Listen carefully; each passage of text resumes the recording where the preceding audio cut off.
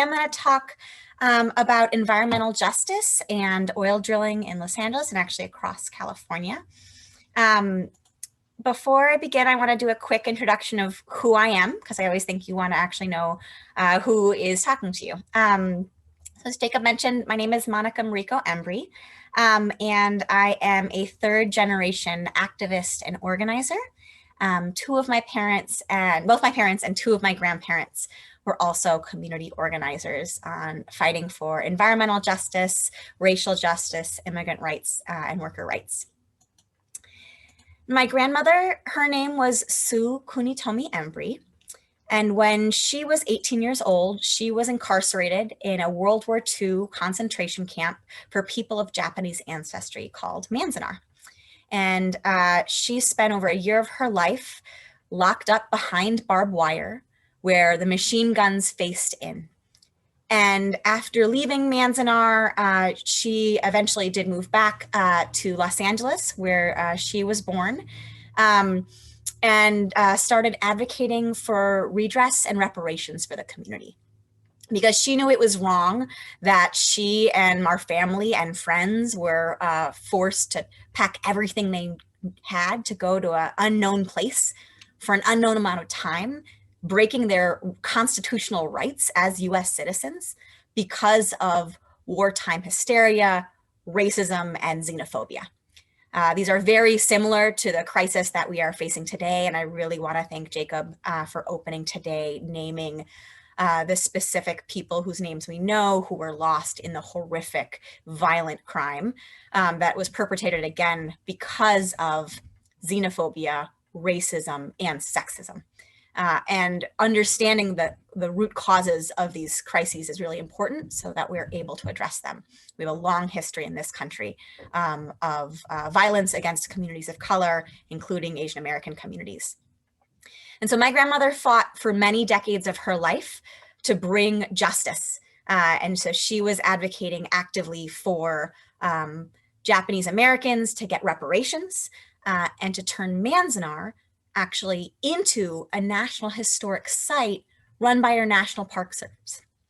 And after decades of advocacy, she won.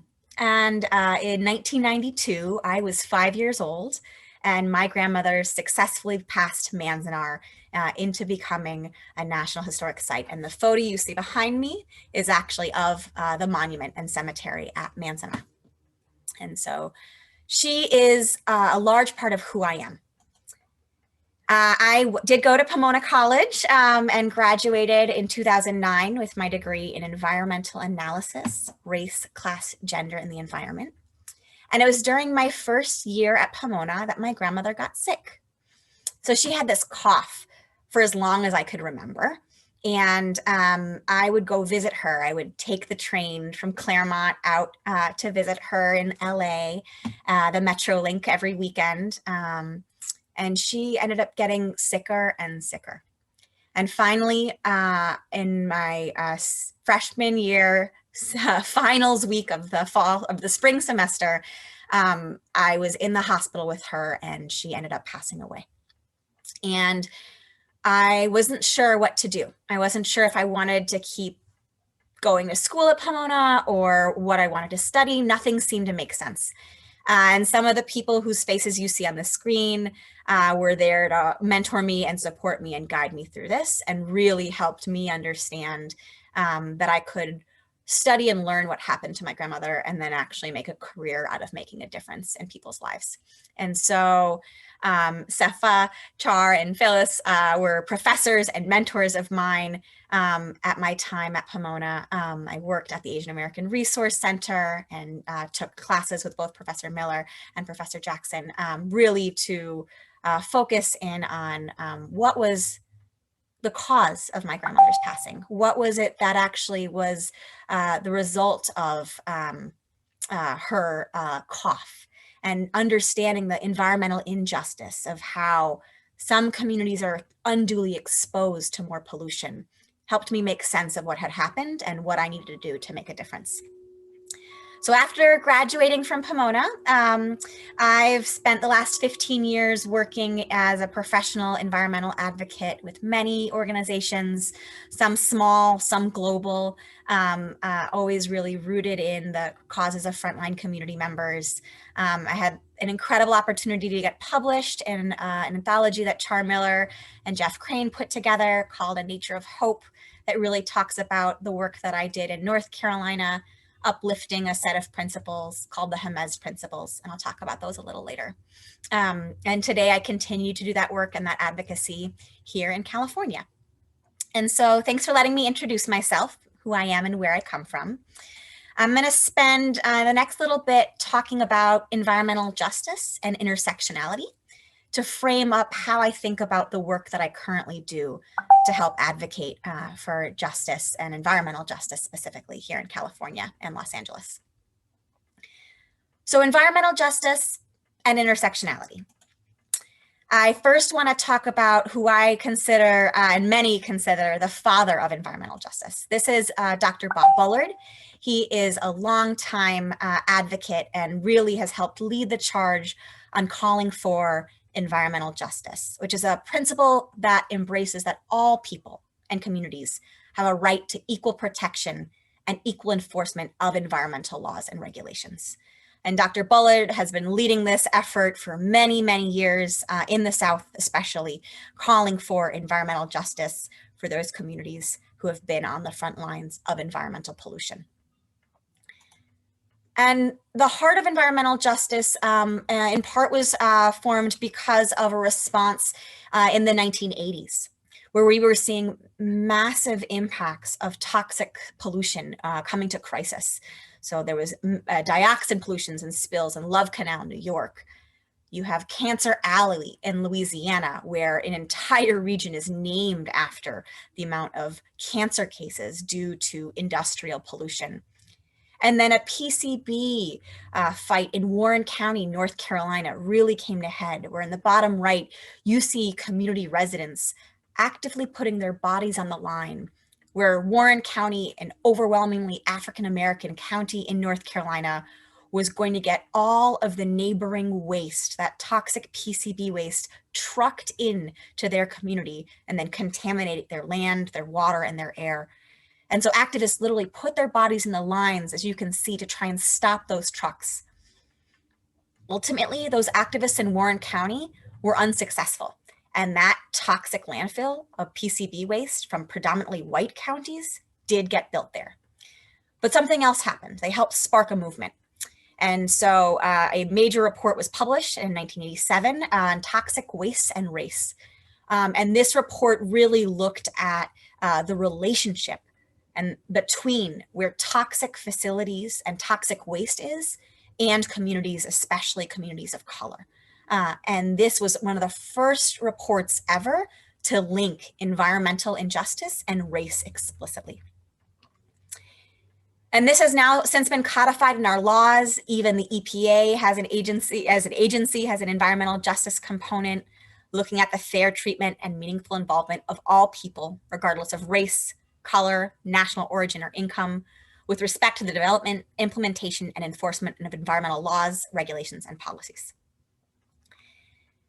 And really, environmental justice is rooted in a theory of intersectionality.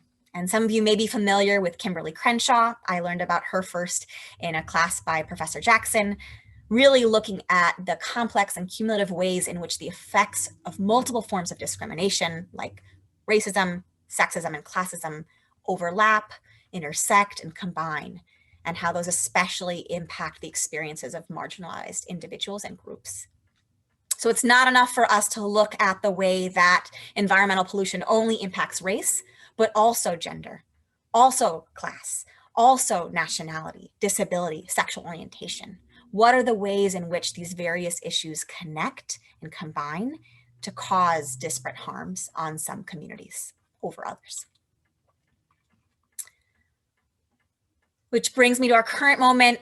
One of my favorite quotes by poet and activist Audre Lorde: "There is no such thing as a single issue struggle because we do not live single issue lives." And so, of course, the lives and experiences that we all have are directly connected, which is why today there's a growing understanding of intersectional environmentalism or environmental justice, which directly links environmental activism and social justice and looks at the intersects and overlaps of those struggles and movements.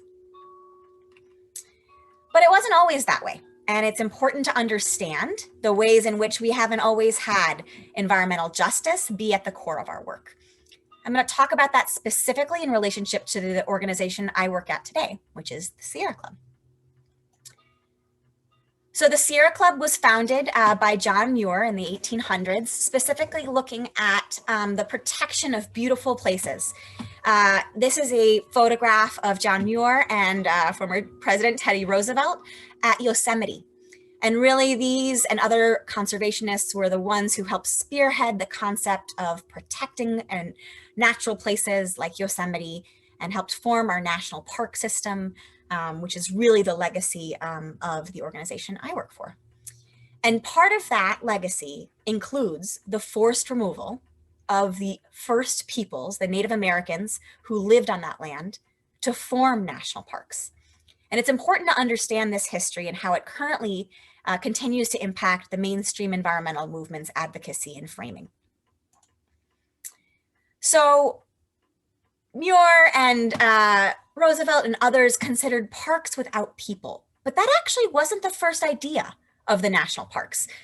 A painter named George Catlin in 1841 wrote that he thought the nation's parks could contain man and beast in all the wild and freshness of their nature's beauty.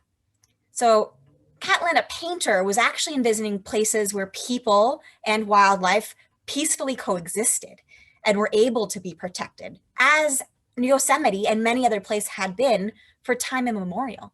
Indigenous peoples have been living on these grounds, protecting them for decades, centuries, millennia, right? And so here come John Muir and Roosevelt and others who actually have a very different perspective. And their perspective happened to be latent with racism rooted in white supremacy. So in 1888, John Muir wrote, "Somehow they," referring to the Yosemite Valley's Mono Indians, "seem to have no right place in the landscape. And I was glad to see them fading out of sight down the path." Muir continued to write extensively about the indigenous people he encountered while hiking and on nature trails. He described many as mostly ugly, some of them altogether hideous. He said, "A strangely dirty and irregular life these dark-eyed, dark-haired, half-happy savages lead in this clean wilderness." Clean wilderness, prescribed against the indigenous peoples who seem to have no right place in their own landscape. Very different perception of a national park. And so it was this conception, a park devoid of people, removed of people. That's what Muir and others used to actually form our national park system. And so in thinking about this, many have written extensively about the racism and ethnic cleansing within the national park system and largely within the environmental movement's history. They were set to be described as, creating wilderness for the worthy.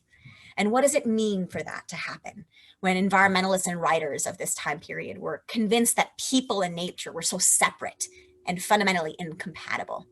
It's a very different view than intersectionality has. It's a very different view than environmental justice, where people and nature are intricately linked. In fact, we are nature, right? We are part of our environment.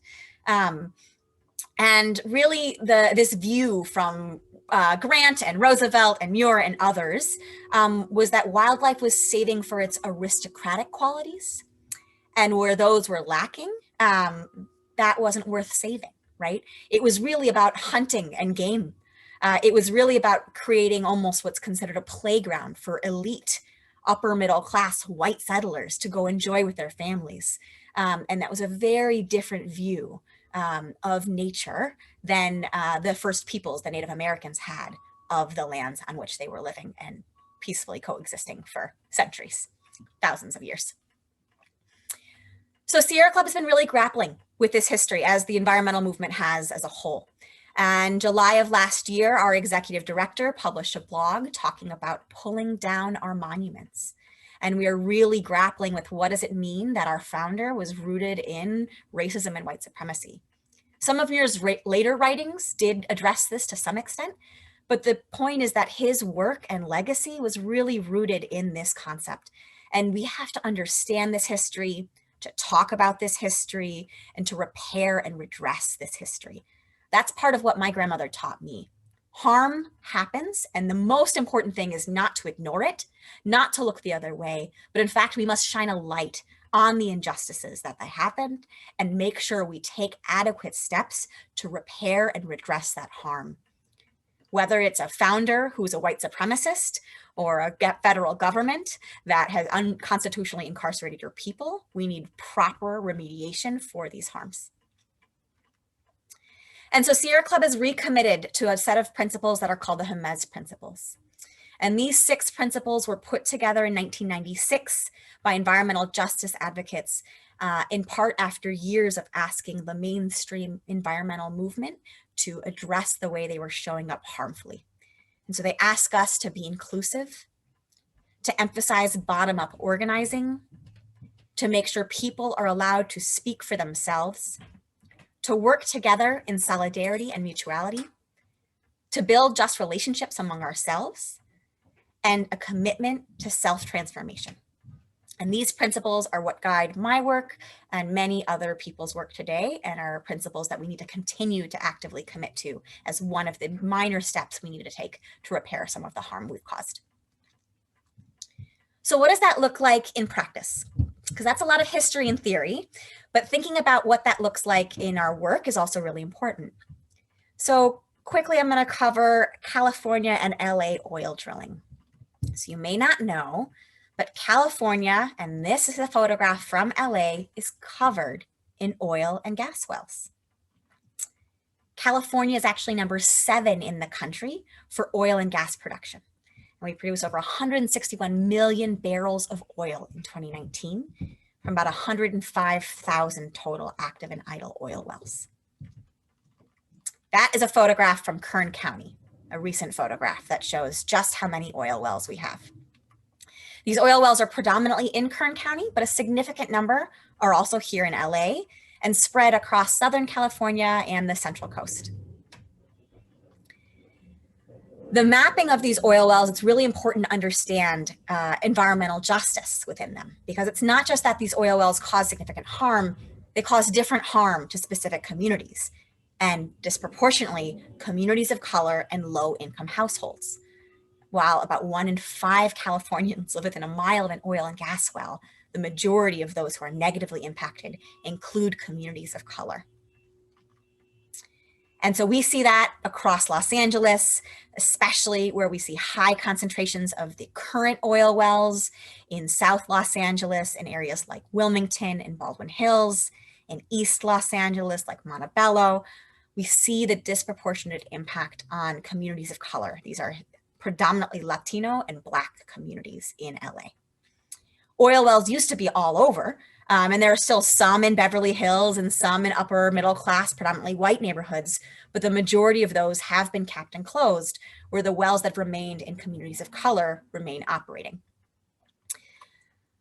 So looking at LA County specifically, we've got over 5,000 oil wells actively drilling for oil right now, or recently have drilled for oil, and they cause massive health and environmental impacts. Our neighborhoods shouldn't kill us. The zip code that we're born into shouldn't determine our life expectancy or quality of life. And that is what's happening. In part because at every step in the oil production process, there are harms. Heavy truck traffic bringing in toxic chemicals like fracking fluid and acid fluid and other chemicals to drill sites, directly driving in our communities. Then those oil derricks and the drilling itself causes toxic emissions from the drilling processes, and those gases and liquids are stored on site and often leak, causing serious harms again to neighboring residents. We see oil wells near our homes, schools, parks, playgrounds, faith institutions, and healthcare facilities. The impacts range from nosebleeds and headaches, to eye and throat irritation, that cough my grandmother always had, and also more significant impacts like low birth weight babies and preterm births, asthma, cancer, and preterm death. These are all photographs of oil wells here in Los Angeles County. We see them directly next to our homes, our playgrounds, our schools, in farmland, even in the more rural parts of our county. And new research has linked COVID-19, both catching the disease as well as passing away from it, from high pollution rates. And so we know the disproportionate compounding impacts that communities of color are already facing with COVID-19, as well as from air pollution, and how these are actually connected crises. So we have some solutions. We are actively calling for a just transition, which means leaving an extractive economy that's based on oil and gas and our military industrial complex, with a concentration of wealth and power in the few, instead towards a regenerative economy, one funded and energized by clean energy, that's resilient, with affordable homes and jobs for all people. We know that this is possible. It is really a question of power, not technology. So we have 3 strong things that we work here on California. We call them stop, drop, and roll. We want to stop all new permits from being passed, continue to phase out existing oil and gas production, and take the first immediate step of rolling out a 2,500-foot setback distance as the minimum distance between oil wells and our communities to protect those who are the most vulnerable from the highest risks. So we are doing that in 2 main policies. At the state level, we advance that. There's an agency called CalGEM who helps actually write rules around oil and gas, and we are actively working right now to get them to pass a rule. It's expected to come out in April, and we've been fighting and pushing hard for that 2,500-foot setback in that rule. And then also here in LA County, where we have the Board of Supervisors who are actively working right now to update their oil and gas rule. And we are similarly calling for proper setbacks and a phase out of oil and gas production here in Los Angeles. And so how do we do this? I'm going to go through this real quick, and this is my ending here, is on volunteer leadership and organizing from the bottom up, as you heard, is a key commitment from the Jemez principles. So what do we do to actually help pass those laws and regulations to get the solutions we need? We organize our communities. Pre-COVID time, we went door to door and talked to neighbors and residents, have them sign petitions and get involved. We testify at hearings. This morning, I was testifying at an LA City meeting. This is an older photograph of us when we were back in person testifying at Culver City, and this works. In Culver City, we've gotten that city council to successfully commit to shut down their oil drilling sites because of the people that you see in this photograph and years of advocacy. We lobby our elected officials. This is us with a photograph of then Senator, now current Supervisor, Holly Mitchell, calling on her to lead important legislation and rules.